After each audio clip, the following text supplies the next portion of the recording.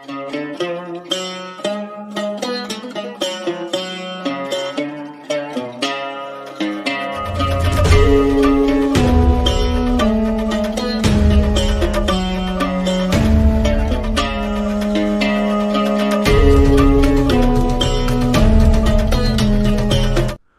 Box একজন গরিব কৃষক।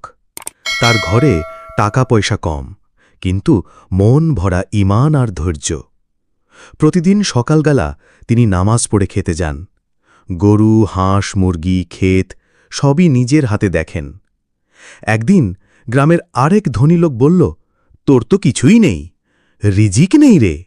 মাওলা বক্স হেসে বলল, রিজিক শুধু টাকা না ভাই, শান্তি, সুখ, সন্তুষ্টিই আসল রিজিক। পরের দিন সেই ধনী লোকের বাড়িতে হঠাৎ আগুন লাগে। টাকা, মালামাল সব পুড়ে যায়। তার ছেলে আহত হয়। নিজের মুখে কান্না করে বলল, আমার অনেক কিছু ছিল, কিন্তু শান্তি ছিল না। রিজিক মানে শুধু টাকা না, আল্লাহর দেওয়া শান্তি, হালাল খাদ্য, নামাজ, পরিবার, এগুলোই বড় রিজিক।